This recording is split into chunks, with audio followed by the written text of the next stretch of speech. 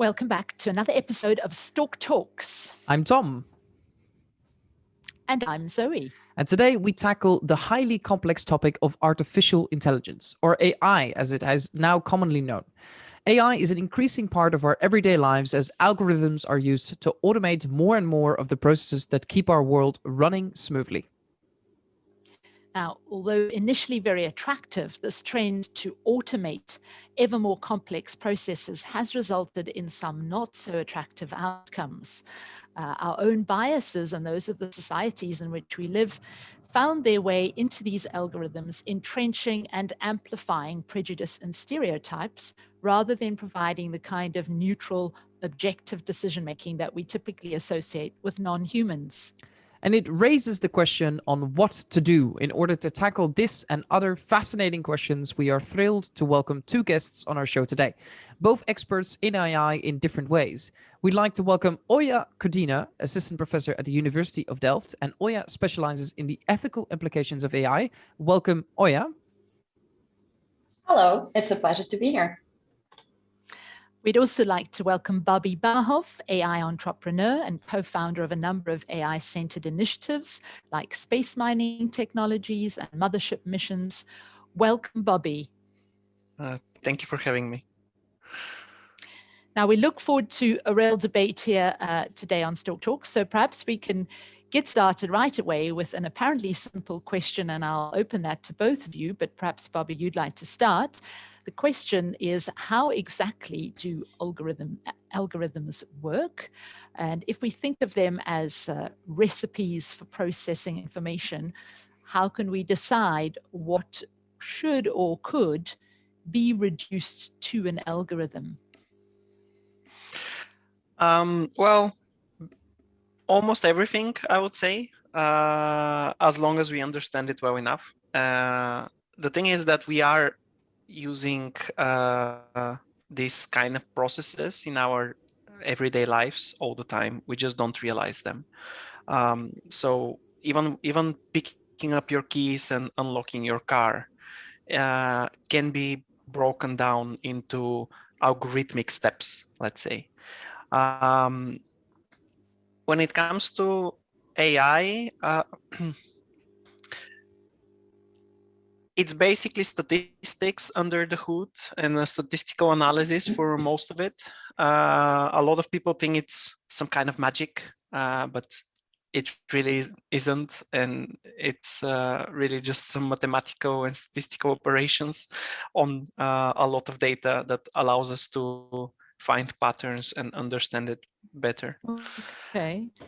Thanks, Bobby. I'm going to come back to you on the first bit of what you were saying about the processes. But first, Olya, what are your thoughts on this one? So I would take a bit of a different approach at looking at AI, not so much maybe technical, maybe specifically saying the technical definition of AI about the statistical operations in between and data collection and data processing. It's one part of a story. I look at AI as a socio-technical system. And in general, quite a lot of technologies around us are just have systematic properties, but especially AI, it always has this social component of individual and collective agents that run it, that help to design it, but also use it. And they have an impact on how the system is being implemented and what effects it has. Then, of course, there's the technical component. And we also, especially with artificial intelligence, have some kind of new level of technical norms and technical agents that are also running tasks on their own or under certain command, learn to implement new tasks in a different way. And of course, the last component, but not least, the world, that is basically the governance setting, the institutional setting.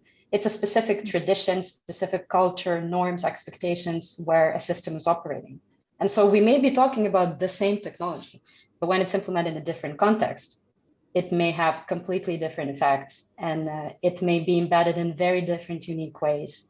And so that's why I think when we're talking about AI, it's important not to talk just about the technical components as isolated, as something that is just in itself, but something that is always at the intersection of the humans and the world. And because of that, has quite systematic nature and systematic effects. Okay.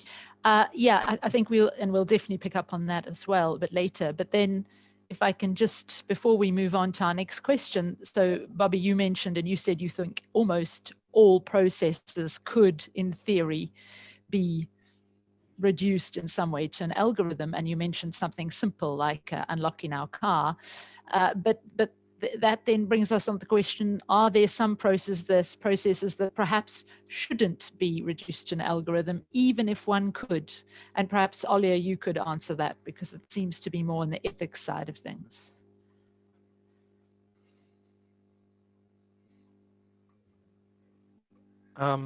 Yeah, shall I start? Okay. Well, that's a big ethical question, and unfortunately, there's no right answer to this. There's a lot of different subjective opinions on what we should apply AI on and what we shouldn't. I think, as Olya also said, I think it really falls down to AI being a tool, and who is using it is what's more important. So you can have very different outcomes also based on the data that you use. And AI is a tool that helps us improve how we live our lives and automate some processes in our lives or in our businesses. If everything is ideal in an ideal situation, automating those should lead to the same results.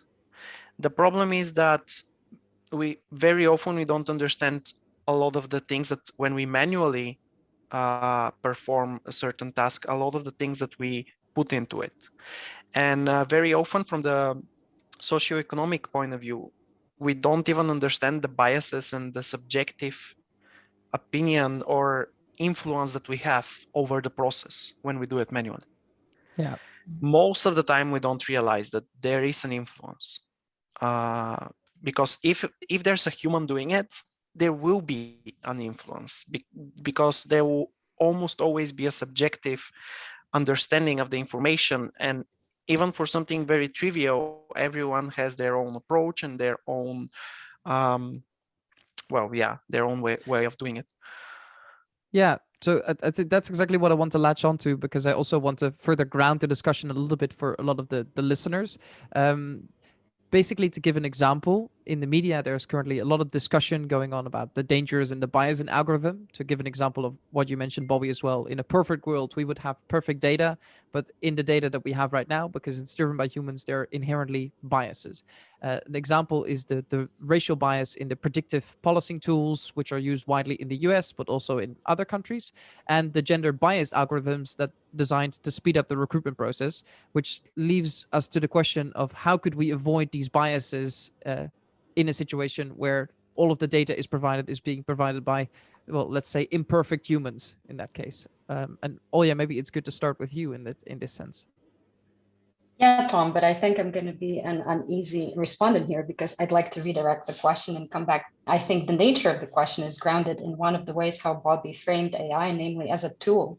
And I think a lot of our discussions about the impact of AI in society also have to do with that sort of objective, let's say more instrumentalist kind of version of what AI does. And while I do agree, of course, it is there for a reason, to help, make some processes in society better, right? We want to automate because we want to make it better, to make it more efficient and easier.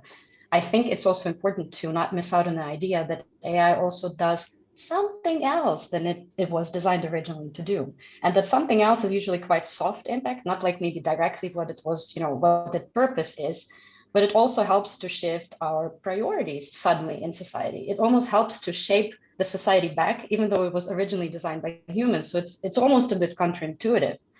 And we would call this position, at least I would look at it as then not just an instrumentalist or like tool-based perspective, but a more interactionist way to look at what the nature of AI is.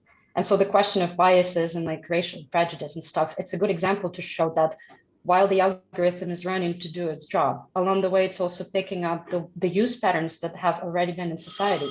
It learns to embed something for which it was not designed, beyond what was input in it. And together it creates these kind of effects that were not intended, simply that the developers of AI usually are not very bad people who do not intend bad impacts on society, but somehow, quite often, when high stakes things like immigration control or policing and facial recognition things are considered, we do come across these very negative connotations on how AI is used and what kind of outcomes it has. So what's the problem there? And I think that looking at AI from this more interactionist perspective, again, that comes back to the point of it being a system rather than just a technological component. It will help us to enlarge our view at what is at stake and look at AI broader. That would take us back not just to the matter of development, but how it's being developed, how the problems for specific algorithms are being set up, for which context the considerations are to be deployed, which cultural settings are being taken into account and whatnot. And of course, that brings us to the questions of inclusion, diversity, and other usual suspects in the field.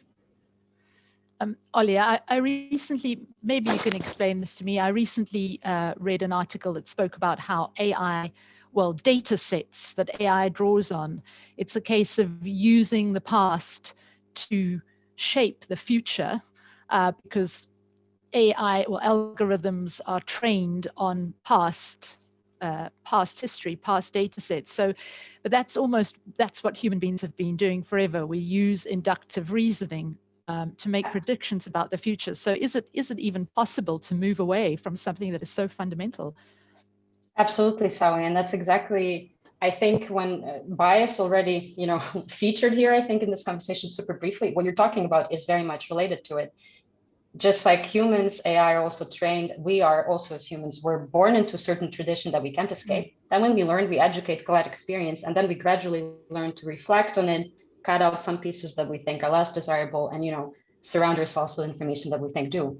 Algorithms, of course, don't have agency in the way people do, but they act also in this revisionary manner, sort of iterative styles. And I think what's important to understand here is that bias is much more complex than the sort of, I would say, technical definition that we give it to. So the way I understand it, at least from my technical colleagues, is that bias is immediately some kind of deficiency. It's an imbalance that we have to fix because it's the root, cause of the problem of the bad effects of AI in society.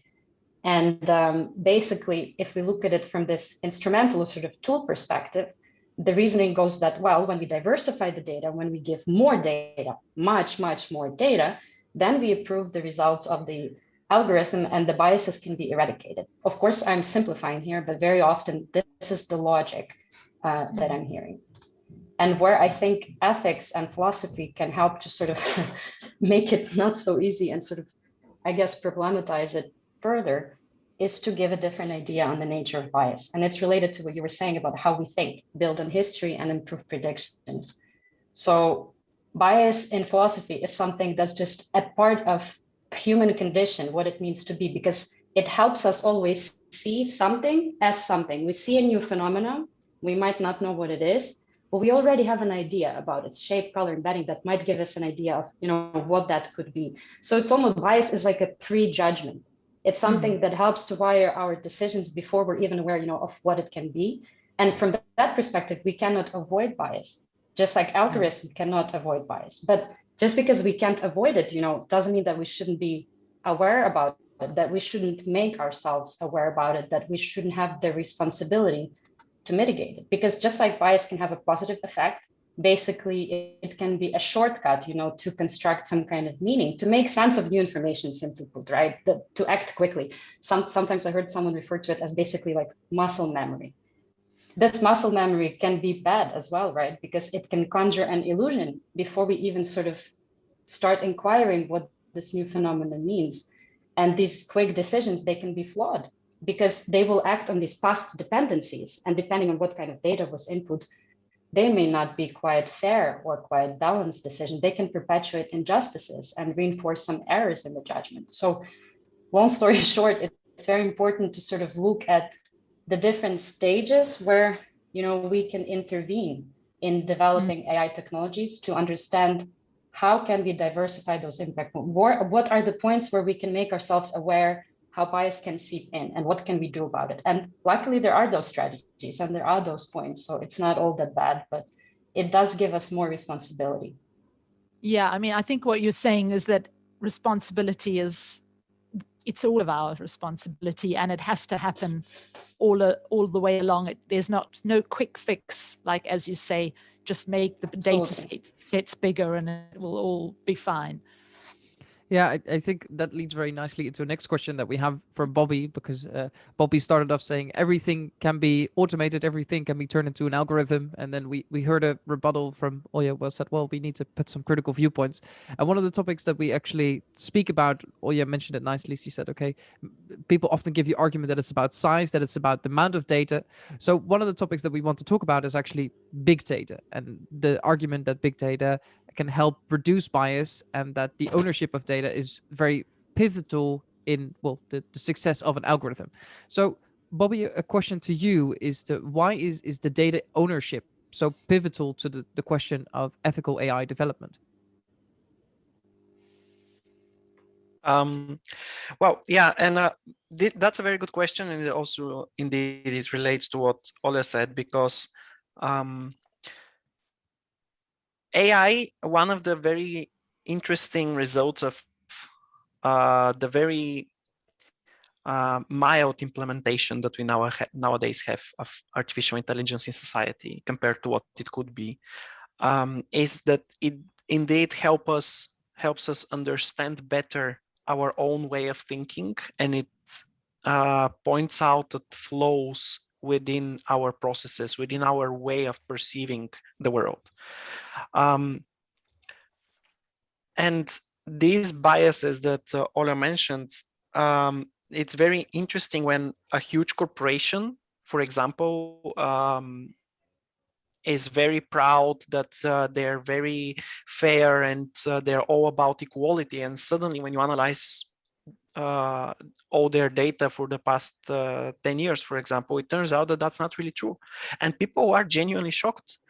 And it's really because we do have biases, and there's a lot of things that happen subconsciously, and we don't really realize that we look at a certain thing in a certain way. So analyzing this, not just for business purposes, it helps us understand also how our psychology works. And then when it comes to data ownership, when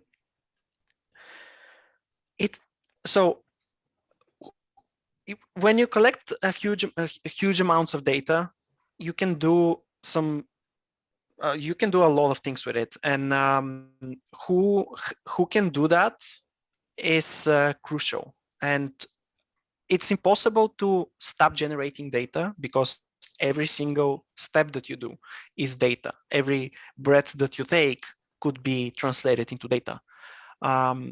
So just your location, the timestamp, everything can be translated into a data set.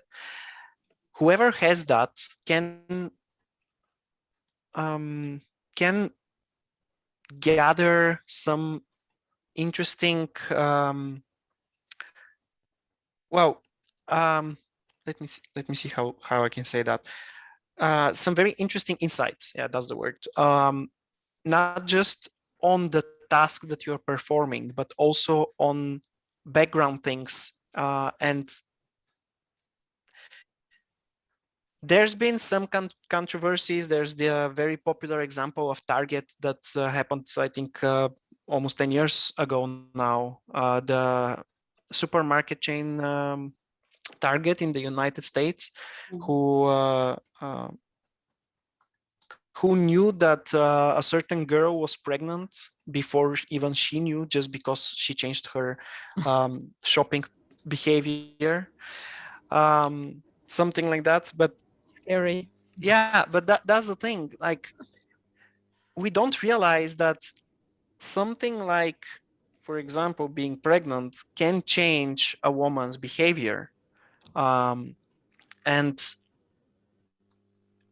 even in society, when you interact with each other, there's a lot of things that our brain picks up, but the consciousness doesn't. And as Olya said, it's almost as muscle memory. Indeed, it helps us navigate the world, navigate society, and be part of it. And then when you gather these huge amounts of data and you try to train an algorithm for a specific outcome, you need, even if you have a certain result that you're aiming for, you might on the way pick up other things that you didn't realize are there. Yeah, but I think, Bobby, this is where maybe this leads on to the next question. This is why, isn't it a case that our data should be perhaps less available? Because, as you say, that is something that is very personal in many ways to each individual. And if indeed these algorithms have the power to pick up not only on the most obvious bits of data, but on everything that seems to surround it, is that ethical then, that this data should flow quite so freely? Well, it depends what you apply it for, and yeah, what are the limitations that you put on that? But when my Spotify suggests music to me, I don't mind that the algorithm is analyzing my music preferences and what I like to listen to. And very often it has some very good suggestions that I actually surprisingly like a lot.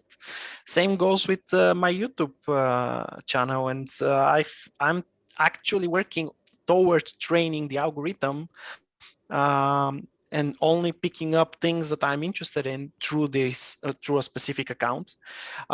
So the algorithm would understand what type of interests I have. And right now it has great suggestions for me anytime I open my YouTube dashboard. So these are just examples of some very good outcomes that can come from an algorithm analyzing someone's behavior. Of course, there's a lot of risk involved in that, but it's all about how you manage the data and whether we understand the implications of using these systems and what happens once we give this data to the system. If we understand it well enough and if it's processed in a right way, I don't see a problem. Well, maybe a Okay. good question to you, Bobby, is do you think that the people who are in current ownership or who have all this data are processing it in a proper and correct way? Because, for example, the example you give with YouTube and saying, well, it recommends me videos, there have simultaneously been a lot of reports and a lot of problems surrounding the YouTube algorithm with conspiracy theories because it generates the most clicks. It doesn't take in consideration other factors it has other than the simple end goal of generating lots of engagement and retention. And it found the most effective way to do that is by, perhaps spreading like the things that aren't true. Yeah, that's a big problem, and it was there was a lot of discussion around Facebook and Twitter, and even in this past 1 year, the beginning of Corona, they had to tweak a bit the way information is exchanged on the platforms, exactly because very often there will be false information or fake news that would circle around and people would share. So they introduced a slightly more sophisticated way of checking the source and verifying, or at least flagging it that it might not be true. But it really falls down to, again, understanding our own processes for that. If we as users are more likely to click on a conspiracy theory, we need to be aware of that. And unfortunately, we are not, or most people are not. They would just click on a title or a thumbnail that looks interesting. They wouldn't understand, oh, wait, this might actually be fake news, or this might be harmful information for me. So again, my point of view is, as Olya put it, more of an more instrumental, where AI is just a tool that maybe enhances certain abilities and points out that flaws within the process, rather than creating the flaws itself. Okay. Maybe we could just bring Olya in here. Thanks, Bobby. So it was a very interesting conversation. And I think your original question was about how ethical it is with all the data collection practices. But I'd like to remind that we have the general data protection regulation that sets Absolutely. strict process and procedure on how the data, first of all, the definition of data and the personal data. Second of all, the procedures for companies and for the users of how to, give an informed consent about how your data is collected, the scope of data collection, the purposes of it. And so when people want to sign up to certain service, say YouTube, right, or Spotify, like Bobby was mentioning, company presents them with terms of use. Now, it's of course a different question that hardly anyone, myself included, ever reads the million-long page legalistic terms of use that defines very clearly what's in there, what kind of purposes, what kind of limitations there are, because it's unreadable, it's unrelatable, it's made unrelatable to people. But legally, it protects the company, against the GDPR and other potential regulations. So the question of data for me is like inside outside, like the double. It's a two-way street. The data question for me. On the one hand, it's about the companies informing the users, not just in legalistic ways, but having this more social and corporate responsibility to inform people for what purpose they're collecting their data. Giving some examples for what that can be used, stipulating the scope until when they can use that data, and that people always have a right to say no and opt out of it, that we also have a right. And that also how their data is like, so all those legalistic terms, but put in human terms, let's put it this way. And not just at the point of one time take off, agree, and never again hear about it throughout the process of using the service, but have some kind of dynamic, continual consent, because company grows, their business interests grow. So probably the way they're going to be using the data will also grow. And usually it's being done through updates and through very seamless tick to continue using the service again, where it's not meaningfully communicated to the users what's actually changed, like how then their data is going to be used in new ways that they didn't know about before. Now that's the corporate responsibility. But I'm also a firm believer in the user responsibility. There's currently a big gap in media literacy of people on what having the data means, how we are all living data, and how more and more of our digital traces online can provide meaningful insights. And that's not necessarily a bad thing, but hardly, well, I would say not a lot of people are aware of what their data can be used for, how it can be made meaningful. And so when I talk about media literacy, it's also taking proactive user responsibility to ask these questions, to understand what's happening with my data, to know that you have a right to opt out and still continue using parts of the service, because it's not a blackmail either or system. What can be done with your data? What are your actions? Who do you turn to when you think it's been violated? So all of these things are out there, but it's very complex. And I feel this is why I think the two-way street is an interesting metaphor, because it has to cross at some point. And this is where ideally I think we're going towards too, but at the moment I see a big gap in it. I agree, Olya. I mean, I think many people, it's either, well, as Bobby said, sometimes we can appreciate the help of an algorithm, but at the same time, we want to also have the option not to have, it's not an all or nothing, but I think at the moment we are in that all or nothing category, aren't we? And also partly, as you say, because consumers either have a sort of a very suspicious attitude towards algorithms, or they've just embraced entirely and are just going with the flow. There doesn't seem to be anything kind of in the middle.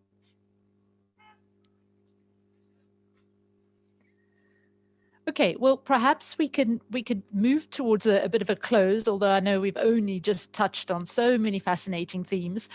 We can perhaps ask, I think of a sci-fi book that I read many years ago. It's called Do Androids Dream of Electric Sheep?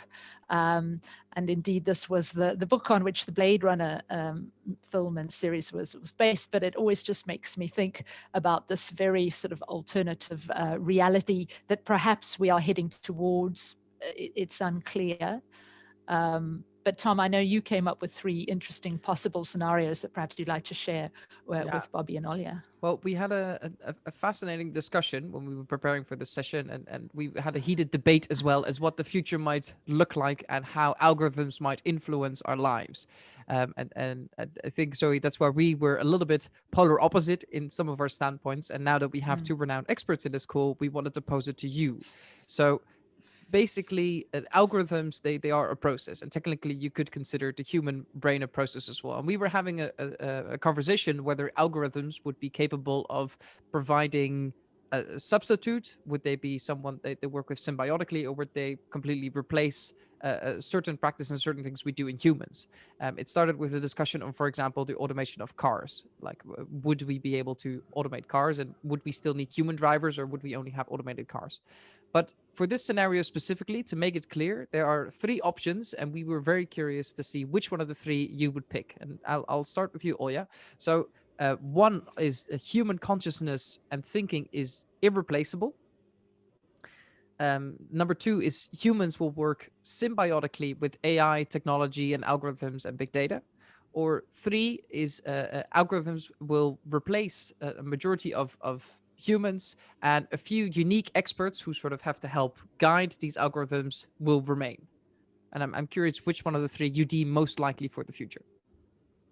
So I'm not even doubting, to be honest. It's two. And I'm a firm believer of human AI collaboration, and the symbiotic part of it. It's gradually coming, because guess what? I think it's already happening. I think this is not a far off distant future. We are already coexisting on daily basis with aspects of AI in our lives, right? It's from like my phone camera pre-selecting filters and then uploading everything automatically on Instagram, or I don't know, like Bobby was saying, my curated playlist that actually helps to shape my mood with which I go on to have my daily activities. It's such a kind of behind the back power, but it's happening. It's a part of my daily life already, and I think it makes me better. But Olya, doesn't that make you a little concerned that if this trend continues, there'll be less and less you and more AI? No, because just like what you were saying earlier, it's always an idiosyncratic process. We continuously update ourselves. We're not a closed loop system.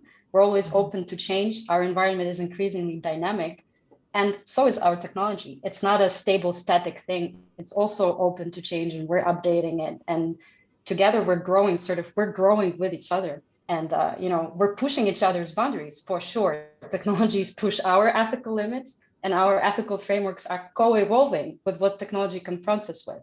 But it doesn't mean anything goes, right? Of course, we're still critical, we're maintaining critical look, we're updating.